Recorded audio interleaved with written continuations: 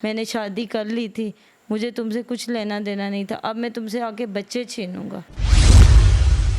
मतलब कि वकील की तरफ से भी मुझे थ्रेट कॉल आई है। तो ये बच्चियाँ कभी नहीं कहती हमने बाबा के पास जाना है। अस्सलाम वालेकुम, डेली धरती के साथ मैं हूं आपका मेज़बान रेहान हैदर। नाज़रीन, आज मेरे साथ एक ऐसी बहन मौजूद हैं जो कि सिंगल मदर हैं, अपनी 2 बेटियों की कफ़ालत कर रही हैं अकेली ही। इनकी शादी होती है इनके मामू के बेटे से और इनके भाई के साथ उनकी बहन की शादी होती है, यानी कि उर्फ़ आम में जिसे वट्टा सट्टा की शादी भी कहते हैं। पुराने वक्तों में ये रिवाज आम था कि अगर आपने एक बेटी की शादी एक घर में की है तो उस घर के बेटी की आपकी बेटी के साथ हो जाएगी। कुछ इस तरह का मामला आप लोग बेहतर जानते होंगे। तो वो शादी का अंजाम ये हुआ कि वो जो शख्स था, इनका साबका शौहर नशा करता था और इन्हें मारता पीटता था। और ये जो 2 मासूम बच्चियां हैं, इनका भी ज़रा उसे ख्याल ना आया और इन्हें अकेले तनहा धक्के देकर घर से निकाल दिया। क्या मामला थे इनसे जानते हैं। अस्सलाम वालेकुम। वालेकुम अस्सलाम। बहन कैसी हैं? अल्लाह का शुक्र भाई, ठीक। मुझे बताइएगा मेरी बहन, कब शादी हुई आपकी? मेरी शादी 10 साल रही है, तकरीबन आज से 12-13 साल पहले हुई। 3 साल में डिवोर्स को हो चुके हैं। 3 साल हो गए आपकी डिवोर्स को। तो क्या वजह थी? सिर्फ नशा करता था, मारता पीटता था, या कोई और भी मामलात थे? नशा करना, मार पीट करना, गाली गलौज करना, यही था। मतलब उसकी रूटीन थी इस तरह की। तो 3 साल पहले तो ये बच्चियाँ भी थोड़ी छोटी होंगी जितनी अब हैं इससे, तो बेटियों का भी ज़रा लिहाज नहीं किया उस शख्स ने? बेटियों का उसने अगर लिहाज करता तो वो, चलो घर से तो हमें निकाल दिया, तलाक उसने दे दी, लेकिन उसने दूसरी शादी भी कर ली। अब अगर वो बेटियों का ख्याल करता या बेटियां उसे याद होती, वो कभी ये भी कदम नहीं उठा सकता था। मुझे याद है, मेरे पास ये हैं, मैंने इनकी कफ़ालत करनी है, मैंने इनका ख्याल रखना है, मेरे जहन में ये चीज़ कभी नहीं आई। कोई खर्चा वर्चा कोई कुछ नहीं दिया कभी आपको? कभी कोई खर्चा नहीं दिया किसी की। Threat calls? थ्रेट कॉल्स मैंने इस तरह मीडिया पे पहले भी इंटरव्यूज़ दिए हैं, उसके बाद उसकी तरफ से मुझे थ्रेट कॉल्स आई हैं। आप क्यों इंटरव्यू दे रही हैं या क्यों इस तरह से अपनी आवाज़ लोगों तक पहुंचा रही, इस बात की वजह से? वो उसने अब तो मुझे उसने खुलेआम यही कहा है कि मैं तुमसे, अब पहले तो मैं तुम्हें कुछ भी नहीं कह रहा था, तुम जो कर रही थी करती रहो, मैंने शादी कर ली थी, मुझे तुमसे कुछ लेना देना नहीं था, अब मैं तुमसे आके बच्चे छीनूंगा। कहता है कि मैं अब तुमसे बच्चे छीन के ले जाऊंगा। तो जब उसने ये बात की, उसने पहले भी, मैंने एक दफ़ा उससे हक महर का मुतालबा किया, मेरा हक महर है उसकी तरफ, इनका ख़र्चा है, मैं कोई चीज़ वहाँ से लेके नहीं आई थी। वो जब मैंने पहले हक महर का मुतालबा उससे किया कि मैं बच्चों को नहीं आगे मैं कर सकती, मैं किस तरह इन्हें, ज़ाहिर है एक शहर में कैसे मैं इनको लेके रह सकती हूँ। तो किस तरह से ज़िंदगी का गुजर बसर चल रहा है? जॉब करती हूँ मैं खुद, जॉब करके अपनी जो है वो बच्चियों की कफ़ालत कर रही हूँ। ठीक है। तो जो आपकी भाभी हैं यानी कि उनकी बहन, वो आपके भाई के घर में अभी हैं? जी, वो मेरे भाई के घर में हैं। वो उनकी भी जो है, जब मेरी डिवोर्स हुई उसके बाद हमारी जो बरादरी सतह पे जो फ़ैसले हुए थे उसमें उसकी भी डिवोर्स हो रही थी।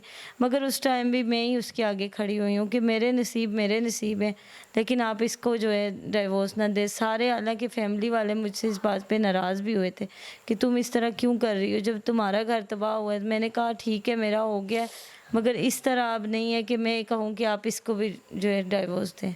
इंटरव्यू से पहले आप बता रही थी कि कोर्ट के भी कुछ मामला चल रहे हैं और वकील ने आपके साथ कोई फ़रेब किया है, वो भी ज़रा नाज़रीन के साथ डिस्कस कीजिएगा। वकील ने तो बहुत बड़ा फ्रॉड किया है।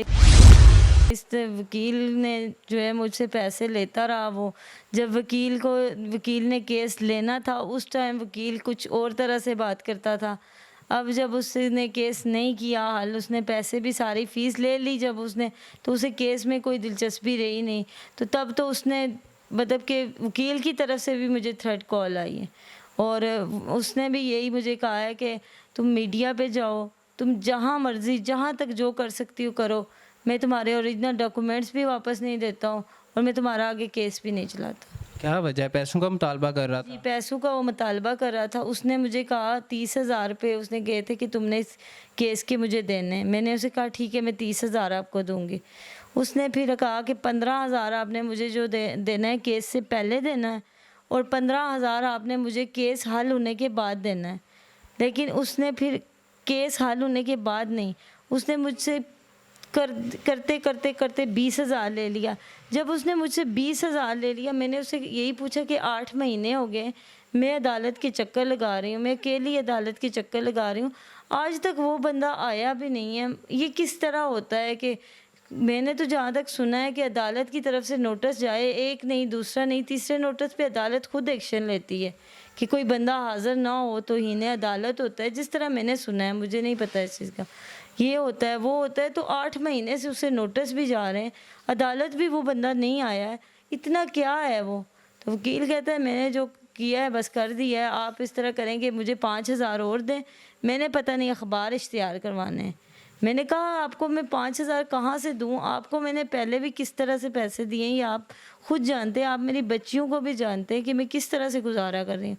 उसने मुझे कहा नहीं, अगर आप देती हैं 5,000 और तो मैं केस आगे फॉरवर्ड करूँगा, वरना मैं नहीं कर सकता। तो अभी तक केस में क्या पेशरफ्त आई है? वही तो कोई आई नहीं है, एक ज़रा भी कोई पेशरफ्त नहीं है। ठीक है। और जैसे आप बता रही हैं कि आपके साबका शौहर ने दूसरी शादी कर ली, तो वो क्या मामला थे? कोई इश्क माशके का चक्कर था? इश्क माशके का तो मुझे नहीं पता, कि पहले तो नहीं था उस टाइम पे, अब मुझे नहीं पता बाद में कोई इस तरह का हुआ हो, मैं कुछ नहीं कह सकती। बाद में उसने जब शादी की, मुझे तो शादी वाले दिन ही पता चला, जब उन लोगों ने मुझे उसकी वीडियो हर चीज़, मेहंदी, जब उसने नाचने वाले बुला के उन पे पैसे बरसाए, वो चीज़ें जब उन्होंने मुझे भेजी, ये सारी वीडियो मेरे पास मौजूद है।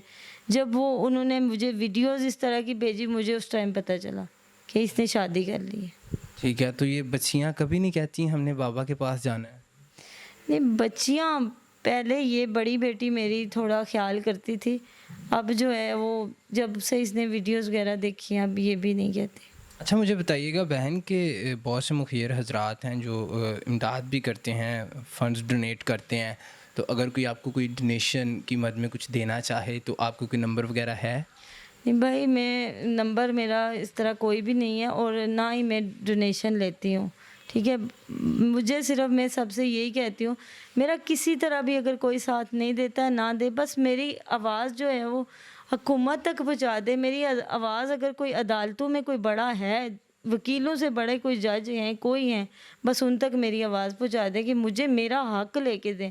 मैं किसी से कोई चीज़ नहीं लेती हूँ, मुझे मेरे जो हक़ हैं, मेरा हक़ महर है उसकी तरफ 5 लाख, मेरे बच्चों का ख़र्चा है, मेरा जहेज़ है, वो चीज़ें मुझे लेके दे दें, मुझे किसी की कोई चीज़ नहीं चाहिए। नाज़रीन, आपने बहन की तमाम गुफ्तगू जानी। अगर कोई आला हुकाम वाला ये वीडियो देख रहे हैं तो गुजारिश है कि इनकी दाद रसी की जाए और इनके जो मामलात हैं उनको हल किया जाए।